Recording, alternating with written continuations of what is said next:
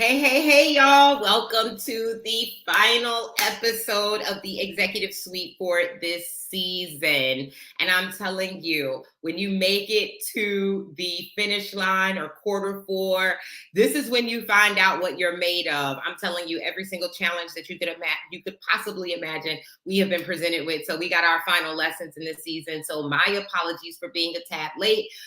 We had a little bit of some technical difficulties, but the show must go on. For you guys that are just tuning in, I am your girl, TeQuila Shabazz, and I am known as the outgoing bookworm of yesterday, the smart, no-nonsense, driven, and social entrepreneur of today, and tomorrow's billionaire, boss, and philanthropist changing the world. You know what I'm most proud of? I'm most proud of being a wife, number one, a mother, number two. I have one adult daughter, a baby on the way, and 4 bonus children, 3 bonus grandchildren. And I love this role. I'm a mentor and a coach. I pour love on everything I touch and move in obedience with God's plan, because that's the only plan. You can plan all day long, but God's plan always triumphs yours, right? So for you guys that don't know, I am the founder of Key Virtual Support Solutions, which is the fastest growing Black woman-owned staffing agency in the world. And what we do is match high quality virtual assistants with high achieving executives and entrepreneurs. And the executive space is a space where we bring on women who are high achieving, high earning, and they did it all through their blood, sweat, tears, faith, and their support system in their villages, right? We have candid conversations about real life experiences on our way to and through success. Our purpose is to not only share our perspectives and lessons, but also dispel a lot of the myths that come with the territory of being a driven, ambitious, and focused, self-earned, self-achieving, high-earning woman. And so we're going to go ahead and bring on our guest. My first guest is Nicole Wheatly. Hopefully we'll be joined later by Shonta, and we'll bring her in. But for now, we're going to have my girl, Nicole Wheatly. We're going to get this conversation started. How you doing, Nicole? Girl, I am doing fantastic. And let me just tell you something really quickly about your entire business etiquette. Everything has been amazing and tremendous. We work together and been at a lot of community events, and I help you to purchase your home. But this is the first time that I'm ever to be this up close and personal to how you manage and run your business. I'm like, she got it going on. Everything was professional, timely, consistent, beautiful. I am so proud of you. I just have to tell you that. But all is well over here, though. Girl, thank you. You got me blushing all early in the morning. Yes, That makes us feel good as business owners. And let me tell you, Nicole did the same thing when I was going through my home buying process. She was there. She was on time. She was communicative. We went one day and I didn't like nothing. She came back after our first day. She knew my aesthetic and came back with a whole slew of everything that matched and aligned. And, I absolutely love the experience working with you. So I'm glad that I could return that. I'm glad that you experienced such greatness and exceptionality, which is a reflection of yourself. So I take that compliment highly. Thank you so much. You're welcome. Shonta. So glad that you got in here. Thank you. I had to restart my computer and everything. I don't know what was going on this morning. That's okay. You are here. Thank you for joining us. So happy to have both of you in the house. We are going to get this thing started with our first segment. As you guys know, and maybe some of you don't, who have not been here, we have 3 segments. And the first segment is called The Story. The second segment is called Heart to Heart. And the third segment is WTF Ever. So I don't read bios. I let people tell their own stories. That's why I have this first segment. And we are going to kick it off with Nicole. So Nicole, I want you to tell us, to kick this off, tell us who Nicole is of past that led up to the present, and who Nicole is presently that's leading up to the future. Oh, wow. Okay, so past, present, future. Stuff. So, I was born and raised on the south side of Chicago in a family. It was 6 of us.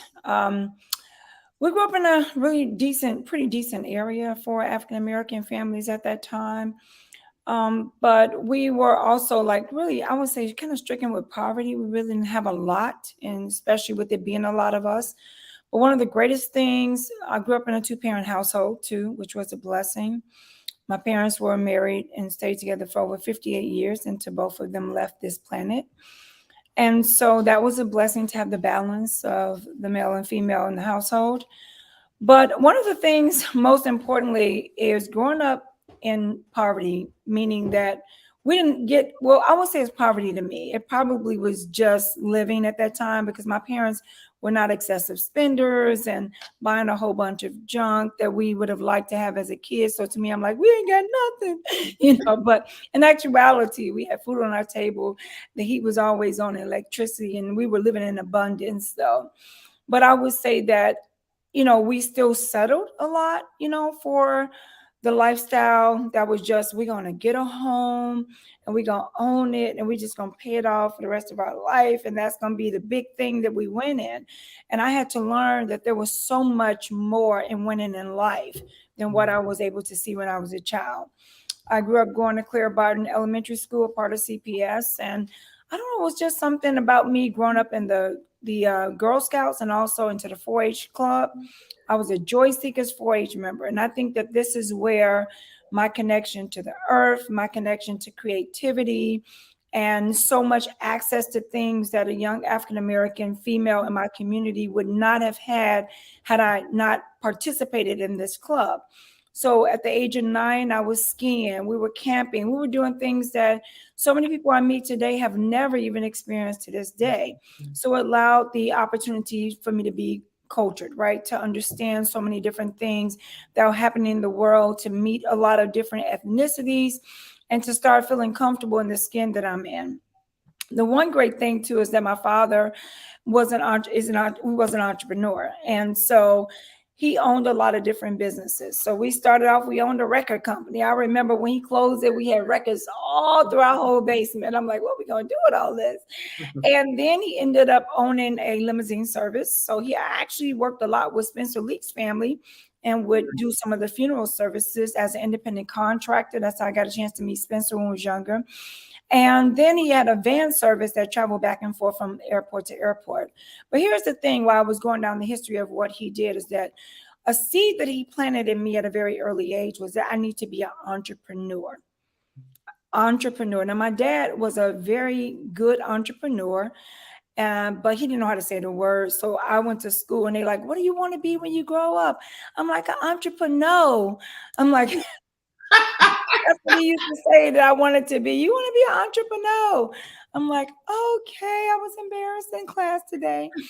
He was sowing a seed into me for the right reasons, right? That I wanted to be able to manage and operate my own business so I could build out my dream salary, but also help empower people and the work that I did to make an impact. And that's what he did. And I follow his footsteps deeply in that with much passion. And I got a chance to see it when we were younger. My father made us work for everything that we wanted. It was like, if you want something, you got to work for it. I mean, paint a garage, wash the limos.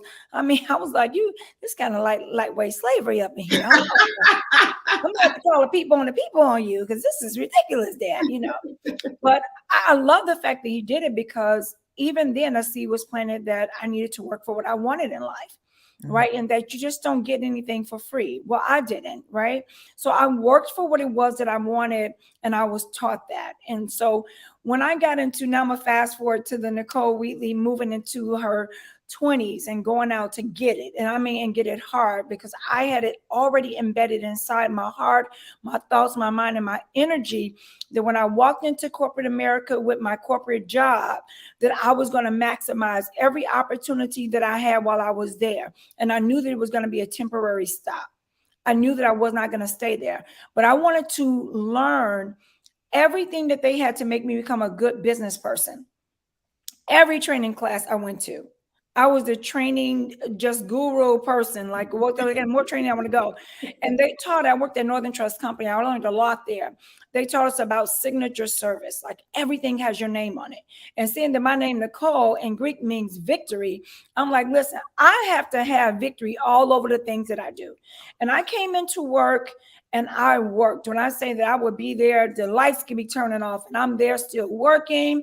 And I wanted to tap into higher management, right? I want to share this story. I'm going to try to get through it very quickly because this is important. I learned a great lesson in my life at the age of 23. I was working in corporate America, got a great job. I'm doing good. Well, at least I thought I was doing good at that time. I had purchased my first property. I was 23 years old. I was excited. Everything was going well. And so I was training people and everything else, but I wasn't in management. I had a desire to be in management, but I didn't know how to walk in that journey. And my parents were never in corporate kind of jobs. They didn't have the ability to teach me anything. I was going to a lot of the classes to learn different things, but I didn't learn how to speak up for myself, right? I didn't know that.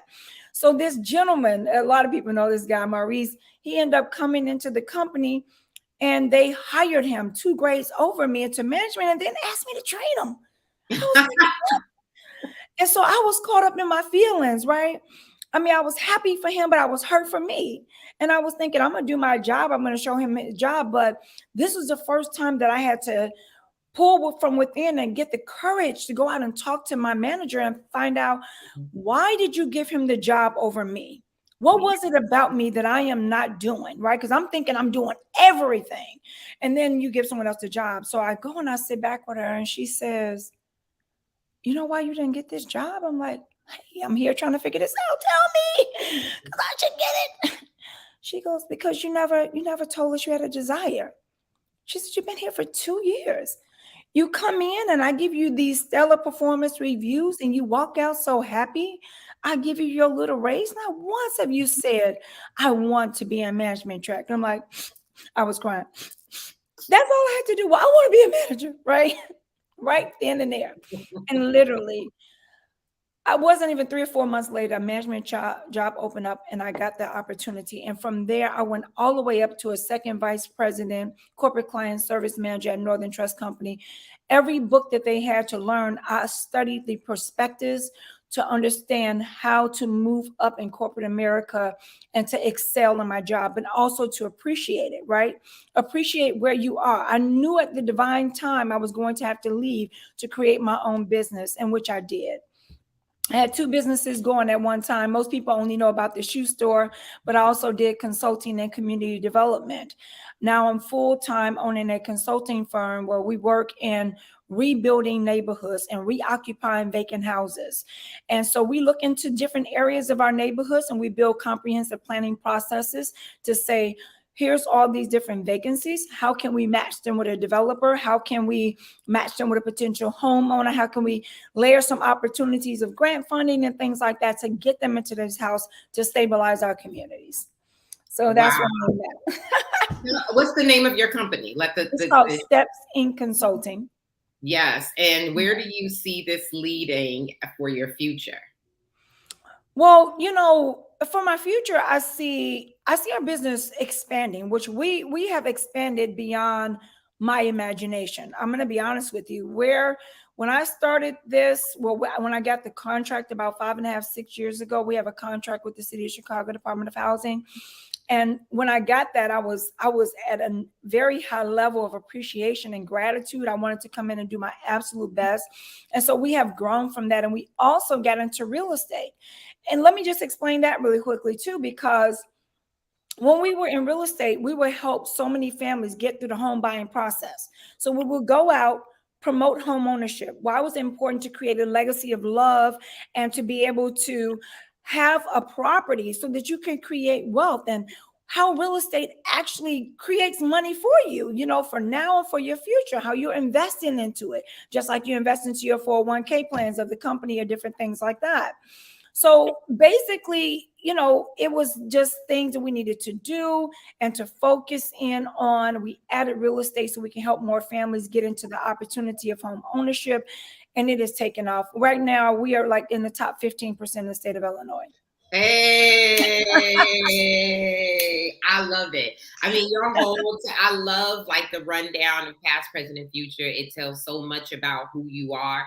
The greatest takeaway from that, and Shonta probably knows this, is the two things that stand out to me is education, right? Yes. Like you spent from sun up to sundown, that early lesson of saying, my father didn't know how to pronounce this word. And I went in saying, I want to be an entrepreneur. And people Right. laughed at me. And it was like, you know what? You ain't gonna laugh at me again. Right. You know what I mean? I'm gonna go get it. And then also the importance of asking for things. Mhm. Asking for things, using your voice, finding your voice, and asking. So many people simply are not succeeding because they don't ask.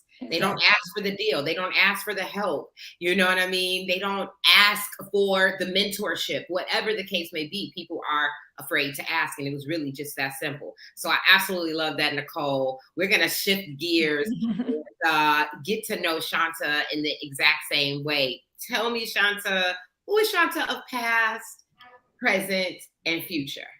Okay, so we'll start, of course, with the past. So Shonta of the past was I'm from New Jersey. I'm also second generation entrepreneur. I will probably say one of the things that I think is great about my past are my grandparents. My grandfather never had education. He never went to kindergarten. His mother passed when he was young, so he had to start working. My grandmother only went to 5th grade. But even with that, both of them purchased a home. They had 7 kids. They paid that house off when their kids were in elementary school. And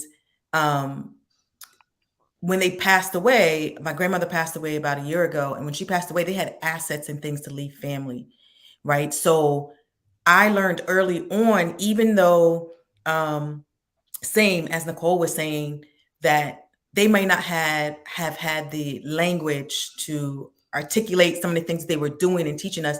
They were teaching us all the lessons about, working hard and working smarter and, just doing the things that you needed to do to not only prepare you for now, but also prepare your future and prepare future generations. Yeah. And so there's so many things that I learned and gleaned from them growing up that helps me to be who I am today. Everything about me comes from those prior generations. And so that's kind of who I am from the past. And my parents are also entrepreneurs. They had 6 girls growing up in one home, and they were 100% self-employed. And so that is not an easy feat when you have 6 kids. And so a lot of us now are entrepreneurs and some of us have side hustles, some of us are doing it full time, but it's really a reflection of them. So, because they did it. And then even my father's father was an entrepreneur. So I'm really 3rd generation entrepreneur because he was also an entrepreneur. So I never got a chance to meet that grandfather. What I think is just amazing about that is that the things I'm doing today are truly a reflection of my parents and my grandparents, and maybe even before then. So that's kind of who I was in the past. I also came from a corporate background. I really left corporate because I wanted to become an entrepreneur. And I also, more importantly, wanted to be there and the center focus for my kids. So I tell the story of when I was in corporate, and one time someone asked me a question about one of my kids that were very, very young. I had 2 at the time. They asked me something. I don't remember what the question was now, but I couldn't answer it. I didn't know. But my mom or my sister, whoever was with me, answered it for me because they knew, right? And sorry, y'all, that's my son.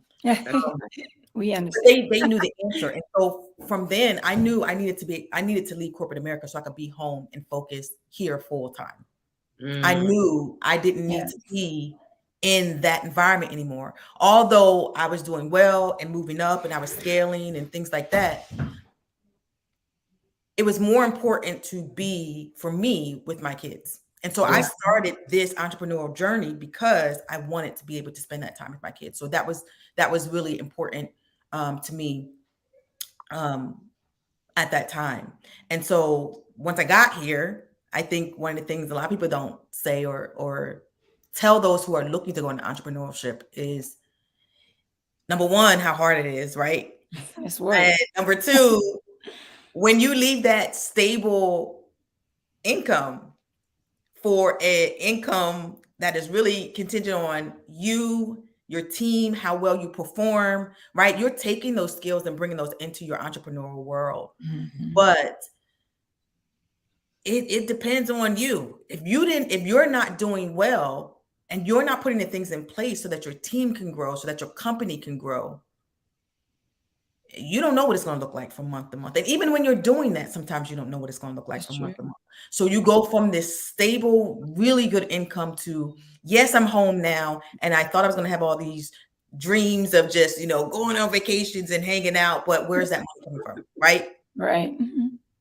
So you don't really sometimes get the type of flexibility and stuff in your new company that you think you're going to have, at least not in the beginning as you're trying to build and establish. So once I recognized that, for me, I have to start my business. So that's when I really was like, I'm going to start a business, because I was like, first of all, we need more income. We can't just have the one salary. So I started my business, and now I'm working all these hours and stuff in my business, but I'm not really making still the same money because I'm still building.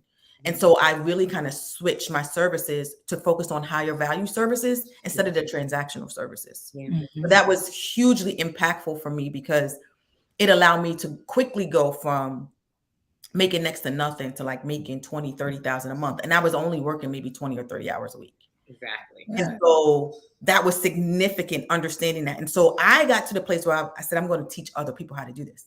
Particularly moms of color. Because not only do many of us not hit these goals of 6 figures, we are not often given the space to be in the rooms to do some of the things that I had opportunities to do. And I wanted to be able to bring that back. And I also wanted them to understand that you can have a business and have this flexibility and all these things we dream about when we're in these other corporate jobs and get ready to leave. You can actually build that out.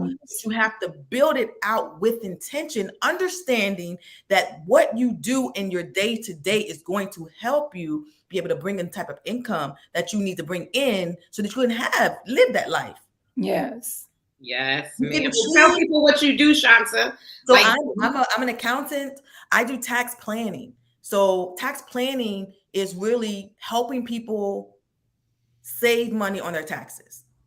That's literally it. So we literally go in and help people look at their taxes. We work with a lot of businesses, a lot of high net worth individuals as well. And we help them eliminate their taxes. And we take that tax money that they would have paid the IRS and instead put it into assets. And then that asset creates wealth and builds wealth for them. That is awesome. Yeah. So I go out and then I also teach other professionals, particularly moms. I have a program called Mothers in Tax. And that is exactly what we do, is we teach them how to do the same thing so that they can have this sort of flexibility and have this sort of financial stability and have this time with their children and doing the things they want to do and be able to work on their terms. So that's what I do. So what does the future of that look like for me? Recently, this past year, I partnered with someone. So we do high value, we call it advanced tax planning. So we're working with a lot of people who are 7 figures, multi 7 figures. Right now we're working on a $23 million tax plan to save one client $23 million.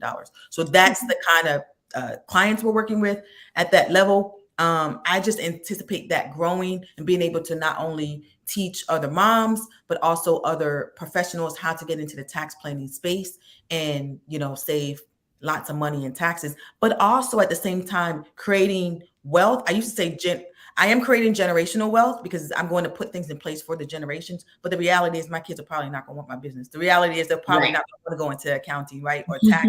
If they do, that's a plus, but I'm not building it contingent on with the anticipation that they're going to want that. So I'm really just kind of building something to make sure that we have generational wealth for future generations and teaching other people that they can do the same. You don't need new money to do it. You can literally take the money that you're already paying the IRS and build your wealth with it. Yes, I love it. And you know, you are building generational wealth, whether they want to take over your business or not, which most don't. You would have built a pot, or you would have built assets where they can go into doing the things that they absolutely love, right? And moving very intentionally and strategically in that space the way that you are. So, I mean, I really love that you talked about the reality of, you know, what obviously where you came from. You both came from backgrounds where entrepreneurship was, you know, that's what it was. Nicole, your father, Shonta, you got 2 generations. You saw people build up things despite, you know, having a master's degree or a PhD. This thing is being pushed on generations now, saying this is what you need in order to get ahead. And that's not true. You need education. Exactly. You know, education doesn't equate to degrees. Okay. So I absolutely love that. And what we all have in common here is we're legacy builders, and a big part of that is giving back. It's about reciprocity, pouring back into our communities in spaces that we have come from, spaces that are reflective of who we are. You know, I mean, I know what it's like to struggle as a business owner. I've been an entrepreneur now. I do not come from a long line of entrepreneurs, right? But I do know that I spent it's just in me, and the grandparents and or, you know, that were, my grandmother has owned her business, but, you know, she started her business when I was about 12 years old. And I didn't really I was like, oh, my grandmother is a healer, right? So I still didn't associate it with her having her own business. Right. And the others that did have their own businesses were not here when I got here. So it's just in my blood. I knew that I didn't belong in corporate America. I knew that I like to walk to my own beat, my own tune. I made money for them, so much money for them, right? And I got into sales, specifically because I'm like, oh, I just got to hit these goals and I can pretty much do what I want to do. No problem, right? So that's what I did. And sales is really an entrepreneur type position. So, you know, I think that we all have that in common, where we knew very early on that we were made for the space of entrepreneurship, whether you knew the name or didn't know the name. It's a feeling. It's a way that you move. It's a sacrifice that you're willing to make, because most people, like you said, Shonta, are looking at the end goal. They looking at you, Nicole, Shonta, myself, being able to get on the flight and go places. Move around. Nah. You heard Nicole talk about in her 20s the sacrifices that she made, working for another corporation, moving up to that corporation before she came out and started her own. Same thing with Shonta, going through corporations, finding her way before she came out on her own, and still to this day, even though working with these major businesses, still finding her way in this space, right? You're always shifting. You're always growing, even when you're comfortable enough to sit in first class. Okay. So I absolutely loved learning about you guys in this one. We're about to go to a commercial break, and then we're going to come back with the heart to heart segment right now. Okay. Key Virtual Support Solutions matches you with highly qualified, pre-vetted entry to executive level talent for your business or personal needs. We can support you or your team with administrative, sales, customer service, or operation needs. The process is simple, and we can match you within 72 hours. Call 217-212-4367 or visit our website at keysupportsolutions.com to learn more. All right. And make sure that you are sharing this episode via our from Facebook or YouTube, wherever you're tuned in. Make sure that you're subscribing, you're liking, you're sharing. You are revisiting some of our past episodes, because this is the final episode this season until 2023, and I'm really excited about it. And we're going to go ahead and continue our conversation with our guests, Nicole and Shonta. You guys having fun today? Oh my God, this is awesome. Okay. This is great. I absolutely loved hearing about you guys and, you know, your past, your present, your future. The future is bright. Okay. Look, I like to say this. Your leaders are walking right past you in Target. Mm-hmm. You know what I mean? They're not always on TV. They're They're not. not always driving in these fancy cars. They are your everyday people. That is everyday people that is really, truly impacting and changing the world, if you ask That's me. true. You know, Yes. so you never know who you're going to meet when you strike up a conversation and use your voice, right? So let's get into this heart to heart segment. I like to dive deep in some of those conversations that we don't get to talk about a lot. And, you know, we are busy. We have families. Nicole, tell me about your family dynamic. You know, you I think you said you're a mom and Yep. you're married. So tell I'm me about married. the dynamic. Married going on now almost 11 years.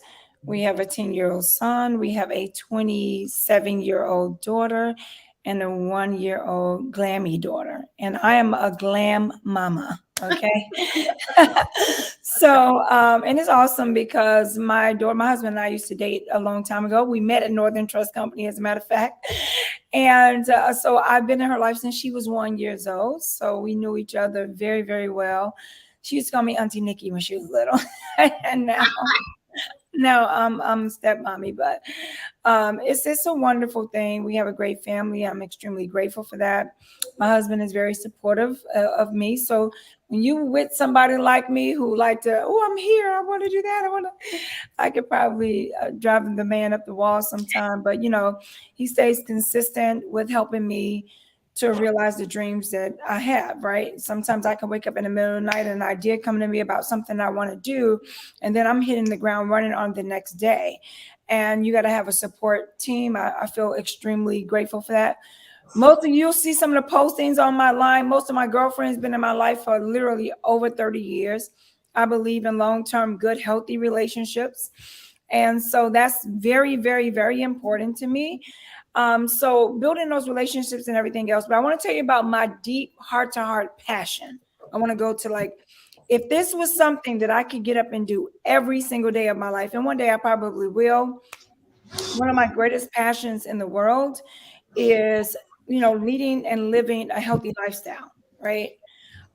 1 year, I was like about, I don't know, 15 years ago, I got really, really sick. I was I was building a real estate empire with so many properties. I was still starting to work towards ending my relationship at Northern Trust and building my business to be stronger, and was doing all this community work. And eventually, because I was living off of Snicker bars, potato chips, and whatever I can get my hands on to keep going, it really hit me hard. And I was just down and out for a bit. And I couldn't figure out, I was going to every doctor. They're like, you have acid reflux, you have this, you have that, and all of these different things. I went to every specialist I could because I had the money. I'm like, well, I need to save me. What is going on with me? Why do I feel sick every day? And over the years, I had to learn how to shift my diet. So I'm vegan. I've been eating that way for the past 11 years. It was a really great step towards the recovery of my life. At some point, I didn't feel like I was going to really make it because I had probably worked myself, my body, and my spirit to the point of its almost demise. And I started to sew back into me by understanding the importance of taking water, drinking the oils that you hear about in the Bible, making sure that I cleanse my body, making sure that I know when to fast, when to step away from having alcohol. You know, just it was a lot to learn to create balance. And I am a master deep breather. I deep breathe every day throughout the day to help oxygenate my cells. This is like things that people never know about me. I am doing my first deep breathing 21-day session that I just started on November 1st. And I was really fighting doing this because, you know, it was like, I've been doing it for myself. It's really, really working. I would tell my friends and family about it. I start to see people get progress in their health because I can be a successful businesswoman all day long. But if I am not healthy and happy and whole and complete, then I really don't have a lot. And let's just keep it real, because I was building all that money, but I was sick and I was tired. Yeah. And that was the worst feeling in the world. That's not what success looked like. Success is where you are happy, healthy, perfect, and complete, right? And so I wasn't any of those things. I was just financially prospering. Yep. And that's only a small piece. I need to prosper holistically all over, right? And I want from the crown of my head to the tip of my toes. I want to wake up. I want to feel good. And so what I've had to learn about self-care was I had to come first. I had to come first. So my family knows I am up. I'm hitting the ground 5:30, 5:45 in the morning. I'm deep breathing. I'm exercising. I am getting Nicole plenished. Got my water, look, with the oils in it, every single day of my life. And I created that discipline because I understand that this is what it takes for me to live a complete, whole, healthy, perfect life. And that's what matters to me most. So my heart to heart is just that every woman, every man would stop making excuses about why they don't have time to take care of themselves. Yeah. It's not a, you know, it leads down a road, because I did it, right? I lived it.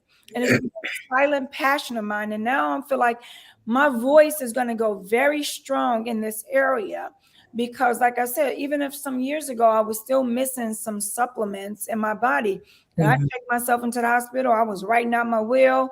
I'm like, I don't know what's going on with me. That's how bad I felt.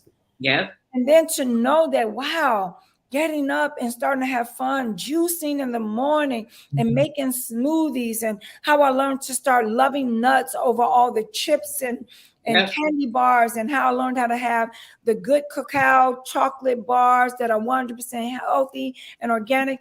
You know, I had to change some things with no excuses. Yeah. And I mean, I just see myself growing in that. And I would just say from my heart to everyone else's heart. That's the other thing too, is that I literally hold my heart every day. I send love and light to myself, and love and light and positive energy to everyone else. And I affirm every single day, I am success, SUCCESS. I am healthy, happy, whole, perfect, wealthy, and complete. I say these affirmations all day throughout the day to remind myself that I absolutely must come first. Because if I am not a vessel that is in order, how can I help everyone else and sow these seeds? Absolutely. You know, so it doesn't work like that. So that's my major passion in life, is to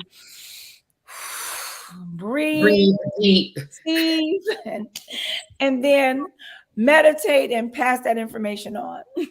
You knocked out 3 of my questions. I was like, okay, so her deep breathing exercises also gives her telepathic powers, right? Because Absolutely. the question was, you know, talk about your family dynamic, what your support system looks like, how do you take care of yourself, you know, what does self-care look like, and how do you define success? Because it is such a subjective thing, you know. When you were 20 years old, I'm sure you defined success completely different than what you do now, right? It was like team no sleep. I was like, did I ever really put that out there? Right. I really was saying that, you know. True. Monica says excuses are like nails in the house of failure. Thank you for the message. That is real. Okay. That is so Health true. is wealth. Taking care of ourselves should be the first step in building success. You cannot pour from an empty vessel. Beautiful insight. And that's real. You know, Lisa Nicole says all the time, you know, I give from a place of overflow. You know what I mean? I give from a place of overflow. So I love that you said, you know, you have intentionality in the way when you wake up in the morning, you fill you up first, and then you are able to give from a place of overflow, because you've already filled up Nicole. You've already put Nicole first. And you, I think, and I'm sure Shonta has a testimony, and we're about to get into that, but I'm with you, Nicole, like 5 years ago, even knowing what I know, right? So you can know, but it ain't nothing if you don't implement, right? Just knowing what I knew, I finally made the decision, like, this is not the life I want to live. This is not it. You know, I could not be successful in any area of my life because I was not taking care of TeQuila. and I was putting things and people before me. And as soon as I put me first and I began to care for me, then my life completely changed. People look at me and be like, man, it's like night and day. Yes. Because I put me first. I started taking care of me, and then now I can take care of everyone else. So I absolutely love your message and your passion. And Shonta, we gonna have you do the same. I mean, because she knocked it all out. Let's talk about your family dynamic. Let's talk about how your family supports you and what it is that you do, how you make time to care for yourself, and what success looks like for you.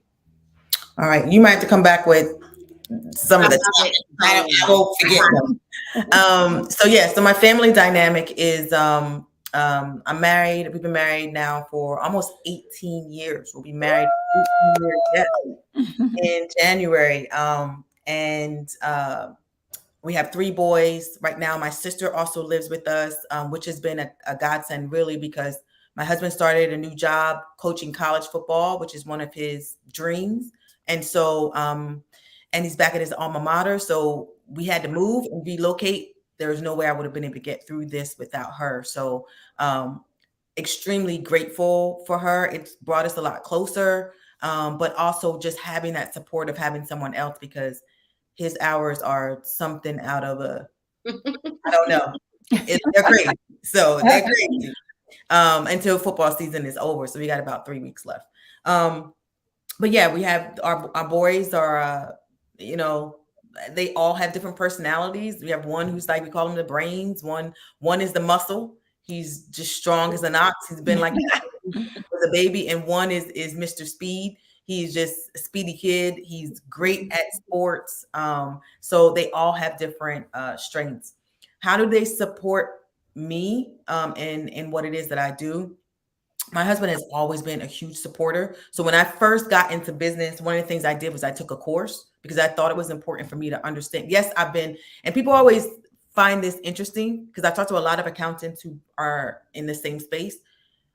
We have an accounting background, so we understand numbers and financials and stuff, but we were never taught how to build a business. You're not taught how to build a business. You're taught how to do the numbers. You're taught how to do the taxes. You're taught that, but you don't know how to build a business, which involves so many things, marketing and HR and sales and all these different aspects. We only know the one part, which can't build a business in and of itself. So I thought it was important for me to take a course to kind of show me some of the other aspects. He was very supportive, even though, like I said, things was tight because I had already left my job and we were trying to, figure different things out. And so we put the money aside and we made money from that, and that I paid back the little loan I took, like we put it on a credit card to pay that back. He's always been supportive, and he never, because at one point I was like, I don't know if I really want to do this. It's taking a lot of time. And he was like, well, give yourself 6 months. And then, he said, if you don't want to do it, then great. But his way of supporting me was like, listen, you gave 100% at that job. I know you can do it in this business. It's just, you got to figure out what's going to work for you. And sometimes we don't think that we have to actually go through that learning curve. So, yeah, I would say that's how my family supports me. Everything that I do, they all support me and make sure that I can do the things I need to do to continue to grow my business. Now, what were the other 2 questions? Yes, self-care. How do you love on yourself? And for some people, we're still trying to figure it out, or it's still, in the works, so, and some of us just not doing it yet, right? We know it's important. So for you, where are you as it pertains to self-care so that you can continue to be energized for yourself, for your husband, your family, your community, your business? So for me, one of the things I am huge on, and I tell all of my students this, is you got to buy back your time. Yeah. You have to buy back your time. If you open a business, or even if you work, even if you don't have a business and you're just working, if you're doing that, that means the time you would have spent to do things like clean and cook and all those things, right? You don't have the time to really do things the same way you were doing before you got into business or you started working. And so as much as I can, I buy back my time. If that means, getting someone to help cook, getting someone to help come in and clean. I bought my sister to help me with the kids. It means buying back your time, buying back the things that before you could do that now you can't do. And also recognizing that you can't do it all. So bringing in the resources from the experts who know that area better than you, because it's going to take you many times more to do that thing that they could do in no time, because that's their expertise. And then I do try to do, like, the general things, like, spas and things like that, but I don't really consider those. I think those are supplemental, right? Those are like the band-aids. Like, it's the core stuff. I'm really big into health and stuff too. I used to be whole food plant-based. I'm not whole food plant-based anymore, but I've been starting to go back to that. My big thing now has been drinking more of the water, and also getting rid of a lot of dairy and wheat, and a lot of those things turn to sugar in the body. So eating more of the vegetables and things like that, like core foods. So I am getting back to my health, like I had before, and teaching the next generation. All of those things to me are self-care, because my boys, if I don't teach them, they're not going to know how to do it when they get older. So I think all of those things are super important, and they are part of the way that I take care of myself. Because if they're doing it too, it makes it a lot easier for me to stay on track. True. Absolutely. And how do you define success in closing? Gotcha. So for me, success is defined very easily. I define success as, am I doing the things that I believe God has told me to do? If I am, then I'm successful. If I'm not, then I'm not successful. And so this last year was very much out of alignment to the mission and vision, like the specific vision that I had written out a few years ago. I was completely unaligned from that, had moved away from it. And the last couple of months, I've been getting back to that. And man, it feels good. So, and that's why I always find, that's actually where I actually find the financial success, right? So one of my favorite Bible scriptures is, trust in the Lord in all thy ways, and he would direct your paths. And so that's what I do. I trust in him. And I feel like through that, he's going to give me the success and direct me on where I should go. And so that's one of the things that I do. That's how I define success. Absolutely. I love it. I love that you mentioned early that when you were talking about your family dynamics, how your husband is now doing his dream job, and how both of you are exactly where you envisioned yourselves being, and how it can be reciprocal support around that. The same way that he made sacrifices as you were going towards your dreams, you're making sacrifices, and it becomes a family thing. The blessing of being able to pull your sister in, right, to help, like, that is a blessing. Just like I'm listening to Nicole, and she said, I have 30-year-long friends. Amazing. That's a blessing. I don't think a lot of people realize that. Like, that is a true blessing. That says a lot about you, and that says a lot about the people that you attracted, right? I can't say, I mean, I have people that I have known for 30 years, but those relationships changed a lot. And that's because I had to learn in my own journey the importance of the relationships in general. It wasn't something that was instilled. And I think that you being in, Nicole, being in having the 2-family household, you guys both come from big families, 6, 7 children. You just innately learn those things, right? So those are blessings. Another thing is that you said, and I think this is so important for businesses, because I've seen so many people start their businesses and switch up and switch up and switch up and switch up. Like, can't get ahead.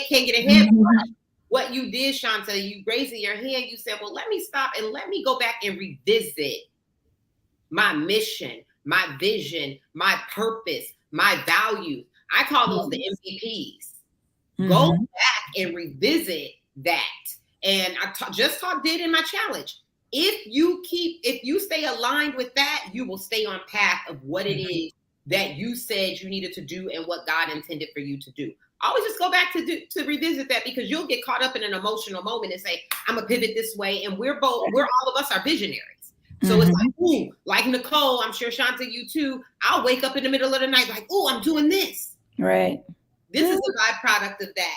And then finally, being a person, we all, I switched. I was plant-based for a year.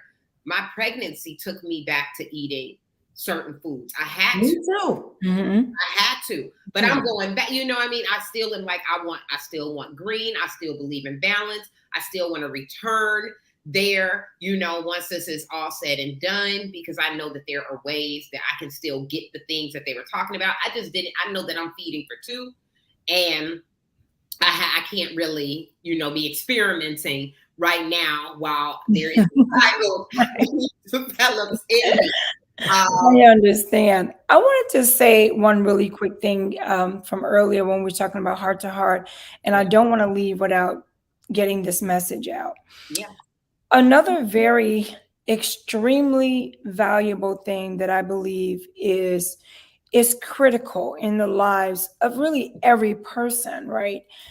I remember my pastor saying this, and I quote it to memory because he said, there are two natures beating in our breasts. One is foul, one is blessed. One we love and one we hate, but the one we feed will dominate. And so every single day I am waking up, pulling light to myself so that I can give out good, positive energy and light to others. Way too often, people have gotten into very bad habits of, you know, choosing that, oh, to be negative, or choosing to be a Debbie Downer, choosing to not see the victory of a situation. That is toxicity. That is stunting your growth, and is more like fear. And so you try to talk yourself out of your own victory, but you're hurting yourself because you're going to get exactly what you say in a lot of cases, right? And so I want people to just start training themselves to start speaking things the way they really want them to be, right? I don't care if it's a failed relationship or the relationship is taking a different turn. Start speaking that thing back into life, right? Start speaking your job. Even if you don't want to be there no more, go in with a positive attitude saying, you know what? I got some gratitude up in me. I'm going to go out and be the best that I can be.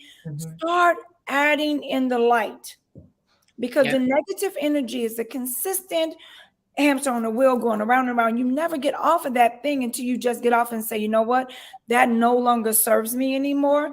I am not going to do it. When I'm in disharmony with anybody, I send love and light and positive energy to them. I don't care what the situation is.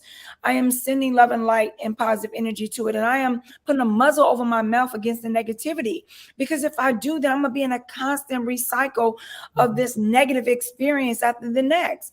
And I think that that's a lesson. It is a practice, but I promise you, you can learn it. It can become a technique, and it just makes you so much happier. It does. Makes you so much happier. It does. And it's something that I am intentional about. And I say intentional is because it's just what you said. It is a practice. It's easy to wake up in the morning and get lost in a feeling, right? It's easy to get lost in an emotion. So it is a practice. It definitely is a practice. So I love that. We are going to go to a commercial break. That's a great way to close this segment out before we go to WTF ever. Thanks, Nicole. Wait, can you give us that quote again though? There are two natures beating in our breasts. One is foul, one is blessed. One we love and one we hate, but the one we feed will dominate. Yes, that's a word. So we are about to go to our commercial break, and this is the chance. This is the time where both Shonta and Nicole will tell you about their business. They have 60 seconds for each promo. We're going to start with you, Nicole. When you see yourself come up, let the people know who you are. You got 60 seconds. It's like an elevator pitch, right? Speed talk. All right, got it. Well, my name is Nicole Wheatly with Stepsincconsulting. We provide real estate and community development companies. So if there's something that you're looking for to purchase a home, a multi-unit, commercial property, whatever it is, we help you to realize that dream of home ownership or business development in real estate. So feel free to reach out to us. To all the information that's on the screen right now, we would love to help you take your life to the next level and build a legacy of love for you and your family. Yeah, screenshot it, y'all. Okay. And then we definitely have Shonta. Go ahead. This is your 60 second time. Hi, my name is Shonta Thomas. I'm an enrolled agent. I help moms be able to understand their value and charge their worth, letting go of transactional services like tax prep and bookkeeping and moving to services like tax planning. I also do advanced tax planning, not only for clients, but I also do it for other businesses and teaching them how to get into tax planning, saving clients millions of dollars a year. And on average in 2022, I am saving clients $500,000 in taxes per person. So if you're looking to save money on your taxes and use that money to create generational wealth, then you want to reach out to me, Shonta Thomas, and I'll be happy to work with you. Yes, I absolutely love it. See, I hope that you guys are catching this because both of these ladies are teaching you about building wealth and building legacy. They are resources for you. And as it was mentioned earlier, you got to ask for it. So I hope that you wrote that information down and are reaching out to them to find out, like, yo, Nicole, how can I build legacy through real estate? Shonta, how can I use tax planning and also tax strategy if you are a business owner? And all of my executive suiters who are leaving all these beautiful comments, thank you so much for doing so. Make sure that you are dropping the gems inside the chat. And of course, sharing this podcast, liking it, subscribing. You know where to find us on the Executive Suite. And you can also listen to us on iHeart Radio. We are there as well as Spotify. Okay, we are going to go ahead and get into this last segment. And before we get into the last segment, though, I want to tell you guys, because Shonta said it, and it's just like a shameless plug. She was like, buy back your time. Okay. Yes. I love that. That is so real. That is so real, you know. And it's one of the things and the joys that I love about the business that I have at Key Virtual Support Solutions, because so many people, you know, executives like Nicole, Shonta is actually a client of Key as well. They use our services to buy back their time, right? Doing things that they, you know, the tedious work in their business or the things that they may not know, whether it's administration or operation or handling sales calls or customer service, they are buying back their time so that they can focus in their zone of genius and create more legacy builders like yourself. So I absolutely love that saying. I mean, I hired a chef, ain't nothing like it. Listen. Ain't nothing. Listen, like, I want one next. Okay. I'm like, oh, I'm getting me a cleaning service. Now I got that, Okay. you know, because I have to continue on in my purpose. And you know that I know when you work hard, everything is provided for you, right? So we're going to talk about the next segment is WTF ever. Means like we're going to talk about whatever it is that inspired us from the first two segments and some random things. It's a very random piece. And I just want to know from you ladies, what would you say are your current challenges in business? We talk a lot about our wins, but what are some of your current challenges, Nicole, as the CEO of your business? I would say, honestly, finding extraordinary talent, you know, that you can have aligned with your corporate values and goals. That has been one of the recent things that I have. I think especially in COVID, that a lot of people got into, I want to just kind of work kind of when I want, or work from home, and you know, just so many other things. When we're like a community-based business, we got to get out in the field. We have to help, we have to support, we got to give. And in real estate, we're out a lot, you know, doing showings and everything else. So just really, you know, finding people who would be on point with that same goal and value that our corporation have. And I realize this though, I immerse into my work because I love what I do so much, right? It's like it's not really work to me. And so sometimes my husband got to be like, okay, okay, like get a timeout here, go reel us in, turn this off so that we can, get out the door, whatever. And I have to like, okay, let me take a few steps back for that. And I realize everyone else might not come to the table with that kind of passion because that's my business. And but I did that in other companies because I knew one day I was going to have my own and I wanted to be able to track that. And I've been blessed to have some really good people, to work with me. I've really been blessed to do that. But at this state, I think that oftentimes, especially after COVID, that I know it's been a challenge in finding the help that will be aligned with the future goals of our company.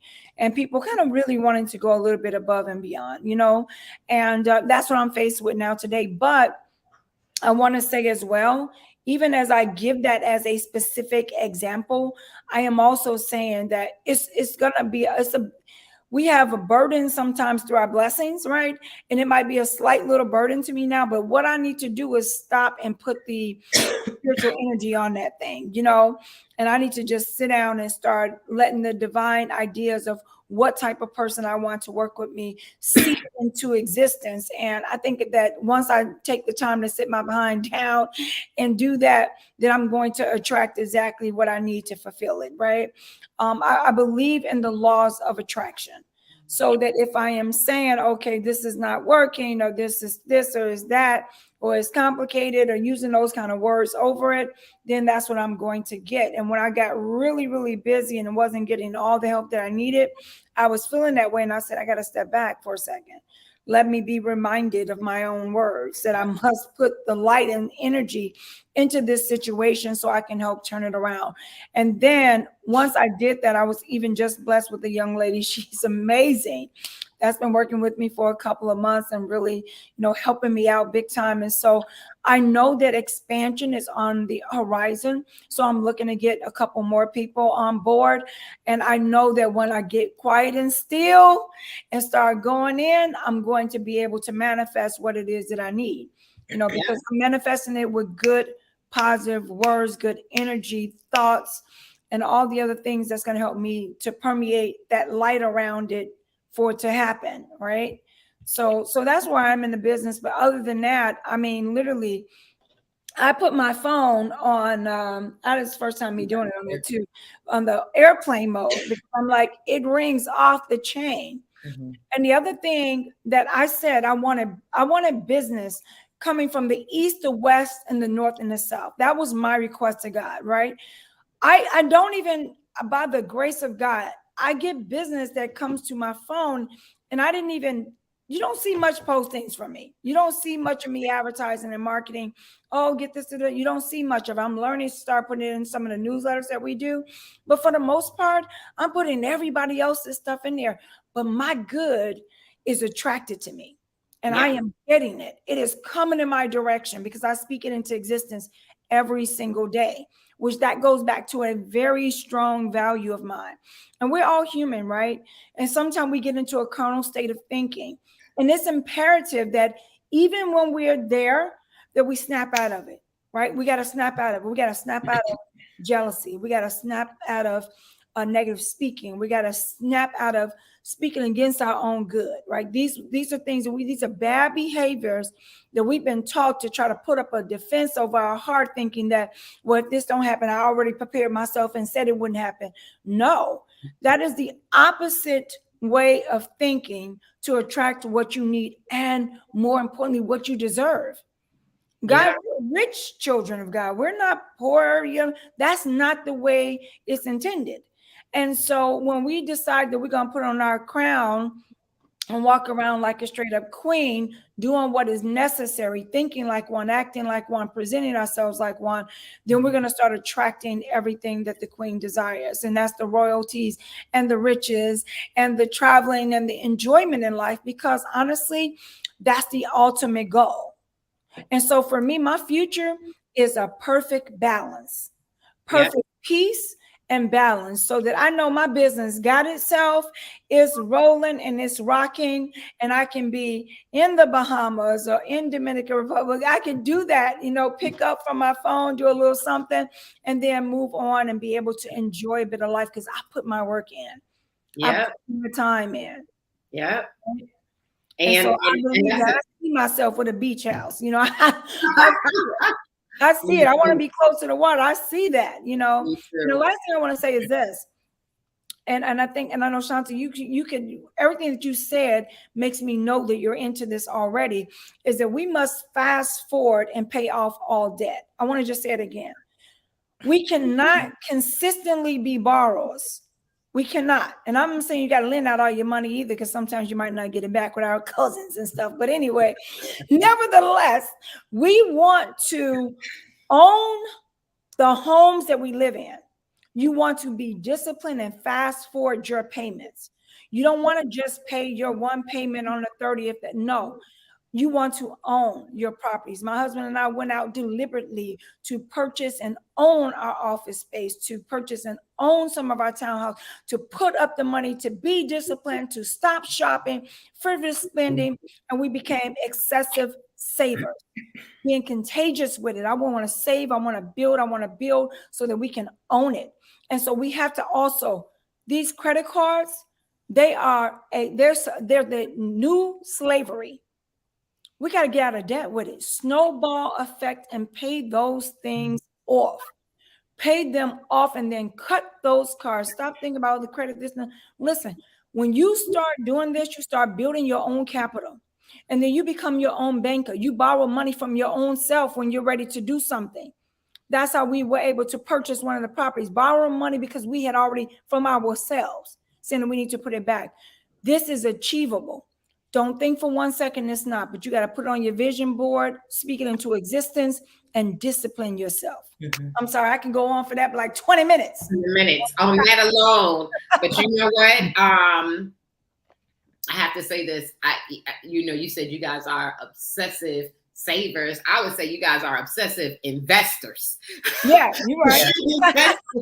And you know what I mean? That money is going to make more money, right? Yeah. So you are investing. You're not just putting money to the side and sitting on it and like, what am I going to do? It's not collecting any interest. It's not compounding. You guys are disciplined, obsessive investors, right? Like you're moving with intentionality. And I absolutely love how Nicole turns everything into a positive, because it is, right? When I say challenges, I don't look at a challenge as a bad thing. I look at a challenge as an opportunity to learn, right? And it's just what you said, Nicole, it's like, okay, finding talented people that are aligned with your MVPs, your mission, vision, values, and purpose, right? And a lot of businesses were faced with that pre-COVID and definitely faced with it post-COVID, because you had 2 years of people being introduced to a new way of living, not just working remotely, but also saying, you know what? I could set my own agreement with how I want to work, who I want to work with, right? So it's like you said, it's not a time to go into panic. It's a time to go into a state of manifestation. Look at where you are. How do I pivot for this moment, right? And attract who it is that I need into this space. And also for other people, it's time. It also introduces a time to get creative on how you hire, right? Because the workforce, and I know it because I'm in it, this is my industry, is changing. It's changing. It is changing, right? And a lot of our space in general, we are old school. We come from an old school where promotions, you get out there, you network, you put stuff on the car, you send direct mail, you are busy. And that too, Nicole, like, I don't want to, you don't post on social media, but you be posted up in spaces. I do. So I'll be out there. There's power in that. So I just don't want nobody to get it twisted. You know what I mean? Faith without work is dead. It is true. You put in the work. You can't just sit around and positive think and manifest and then go turn on the TV and think. Come on. Say that again. Out of there. Talk to me. Listen, I want to say one thing. You got to say it louder for the people in the back. Okay. I got to tell you really about, I told you this earlier, and I just got to repeat it again for anyone who wasn't there, like how you ran your entire business. I want to tell you, I read this book on personal touch. The author signed it for me. I can't remember her name. She traveled all over the world telling people, I know you got a lot of new school things that you can do, but it's nothing like creating a personal experience every time you touch someone in your work. And so even in this, I was like, oh my God, this is so cool.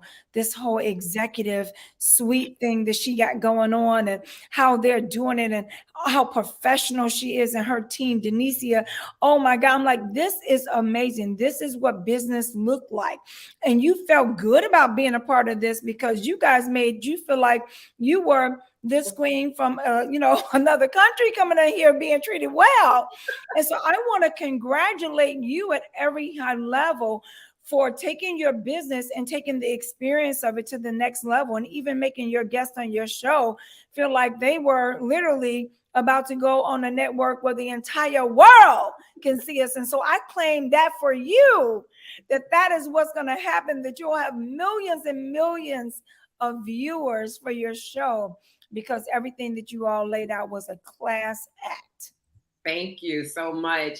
And Nicole, that I swear she got me smiling, because that's what it's all about for me.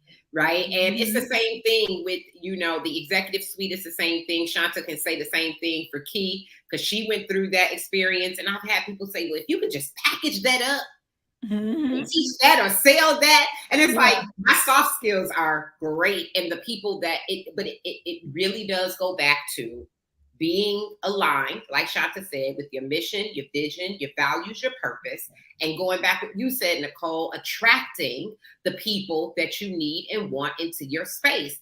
This is not, the people that work with Key and that are a part of this community are a direct reflection of what I asked for and who I am. Yeah. Right? So it's not just Denicia.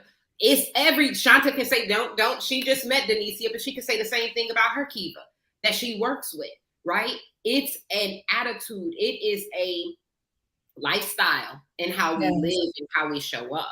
So I want to also ask you, Shonta, just as we begin to close out, what are some of the things that you're faced with? What are some of the challenges that you've been faced with, and how have you learned from these things?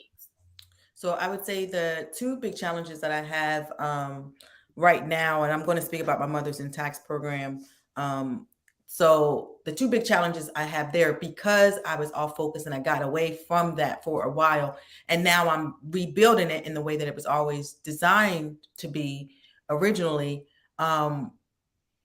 Now rebuilding a team around that. So again, the team, having those people that are aligned, that are going to support me. I have some who have followed me, so they're still there, but there's more that I have to build out there. And I think the other big thing for me is the marketing.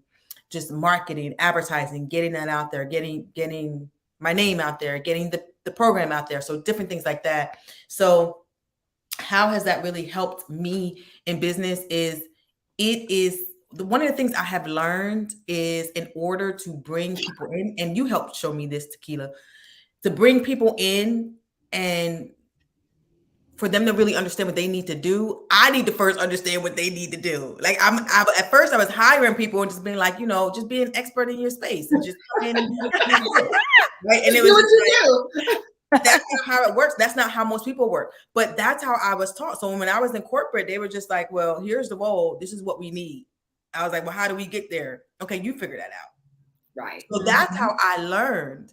But what I realized is that's not how most people learn. They don't learn like that. Like, you got to give them some direction. And so I have been learning how to get out there and figure out what it is that I want, so then I can hire the people that I need. And then when they're hired, I can set tangible goals and things for them to say, okay, this is what we need you to achieve. This is what we need you to do. I'm talking very differently now, right, TeQuila? Because I wasn't saying talking and moving differently, honey. Yes. So I have learned. So that's how it's helped me. That's going to make me a better business person. It's going to make me a better person overall, because I'm learning the things that I need in my business. And I say that the things I need, because I'm creating a particular type of business where I'm not so enthralled in my business that I can't be present for my family. That's a different type of business than what some people are building in terms of a business. And so understanding that means I got to build a little bit different. how I bring in people and what that looks like in my business might look different from how they've done it somewhere else. So defining what those things are and defining what that looks like so that someone can actually implement that on my behalf, that's what I've learned through needing those key pieces in my company. Yes, I love Wow. it. Come I through love right it. now. Yeah. Look, the poetry snaps, okay? Okay.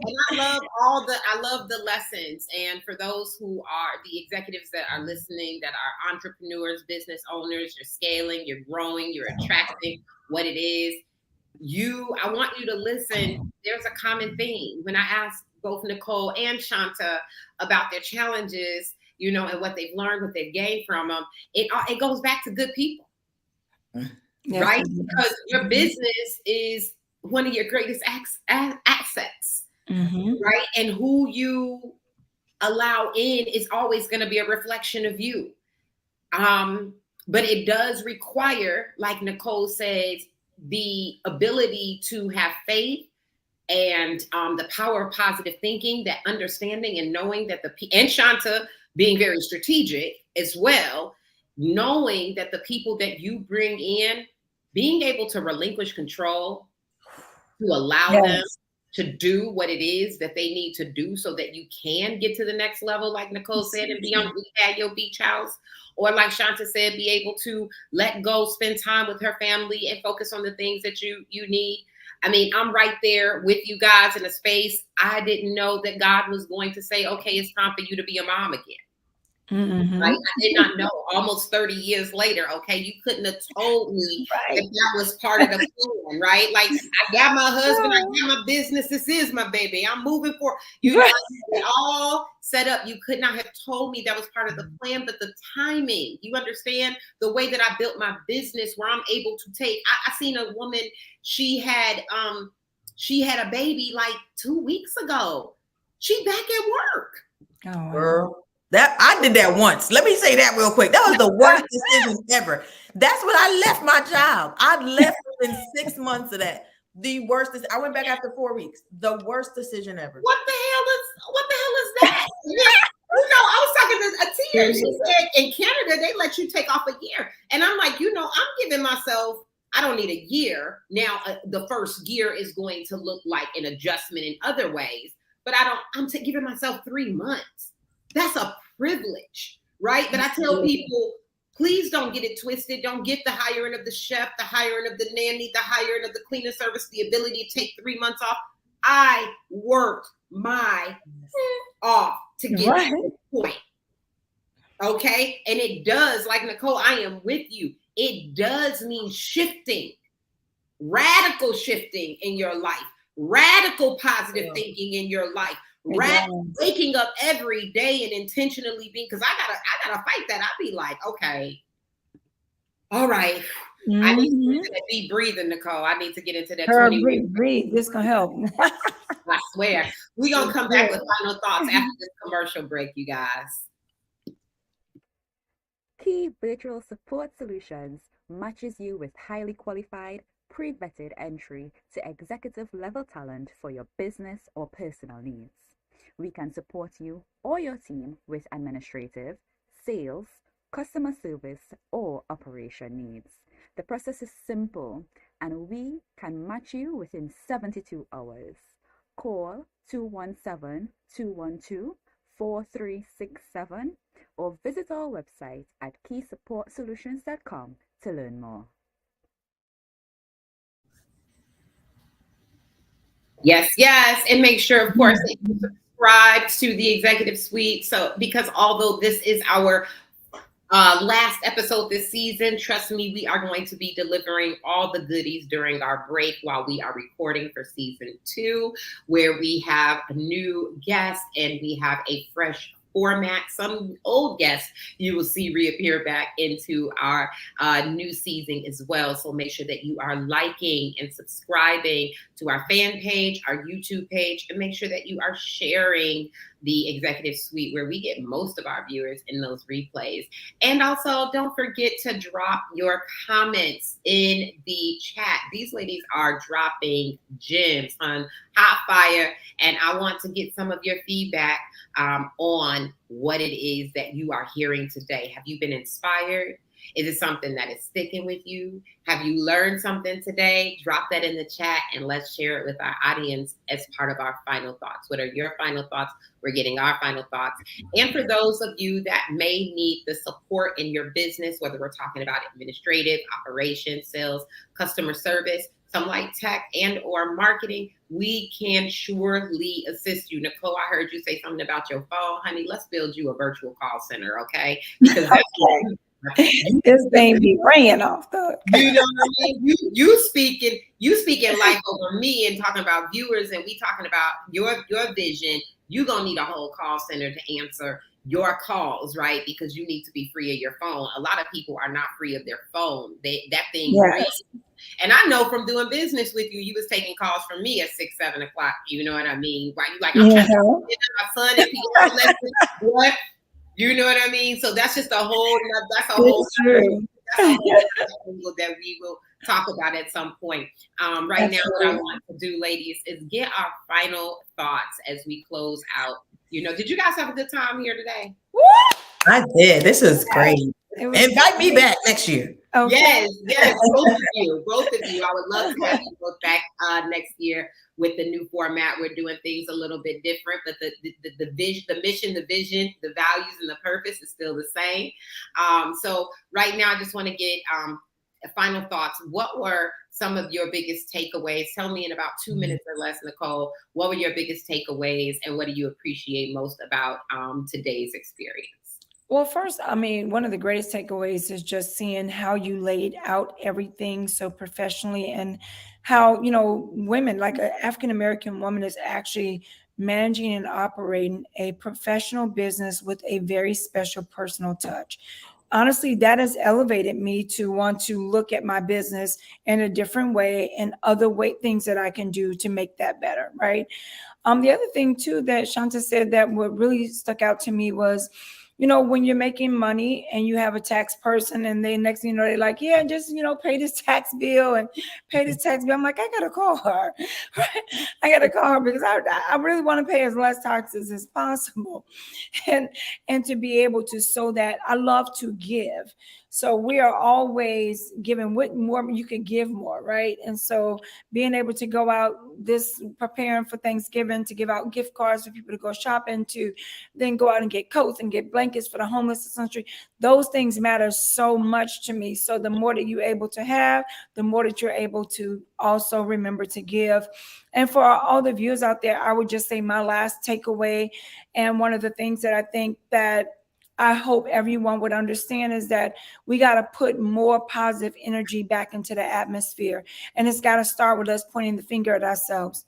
We can't always expect for everyone else's conscience to be elevated. Sometimes people never get an opportunity to get on something like this, to be in this moment with so much wisdom and understanding.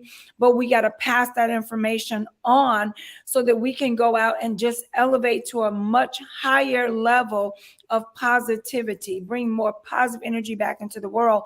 Because, you know, it's a lot. I don't watch the news at all. I do not watch the news. I'm not a news watcher, but these kind of shows where I can get good information that's real from the heart of people, that's where I get most of my information from. That's where the seeds are sown into me, because all the drama and the negative energy and all the things that's stimulating fear is not something that I want to, you know, be aligned with me. You know, I just don't. And so I think it's important that we go out, give as much energy that's positive as possible. And I want to thank you all so much for allowing me the opportunity to be here. It was a blessing. Yes. I love it. And I can't wait to have you back for season 2. I'm definitely going to have you back. Man, and make sure to, you know, you watch content like this, go back. I'm telling you, it has been a lot of hot fire and extraordinary women that I have been blessed to sit with during the, you know, this season of Executive Suite. I'm really excited about that. Shonta, give us your takeaways. So I would say my takeaways are one, that when they say Black women rock, they mean Black women rock. I mean, I love being in spaces where I can be with other Black women who are doing it and are doing some things, different from what I'm doing, because it allows me to glean in to see what else can be done. So just hearing how the investments with the real estate and back into the community and things like that Nicole was talking about, and how she's doing that on that level. I mean, amazing. I already work with you, TeQuila, so I already understand what goes on with my Kiva has been great and things. So just being in this atmosphere and just kind of seeing what can be done, what has been done. And that also, I am on the right track by making a decision to get realigned with my mission and vision. Both of you also talked about that.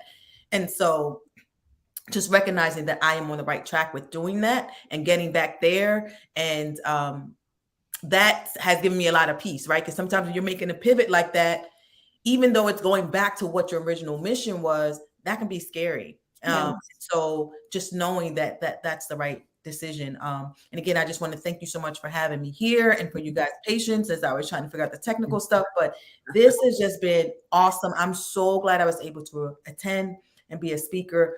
I have just gleaned so much from you too. So this has been phenomenal. I really, really appreciate you both for pouring into the space, giving from your overflow this morning. I have been blessed. Our audience has been blessed. I truly, truly appreciate it from you. And I want to give you a little gift. I give everybody a little gift. It's a little token of my appreciation for you guys. So here we have a thank you mug with the infamous Q on there, and then the executive suite, just to say thank you. So you will hear from Denicia on how you can claim this mug and have it sent to you, because I truly appreciate you guys being here with me today. And Shonta, same with you. I definitely want to see you in season 2, especially considering that you came one last minute for us, right? Came through in a clutch. So I definitely want to have you guys both on. Thank you so much for being here. Have a excellent, exceptional, powerful, abundant weekend. I'll see you soon. Thank you. Bye-bye. Bye. Yes, guys. Did you guys enjoy yourselves today? Because we definitely enjoyed ourselves. I know I did. And we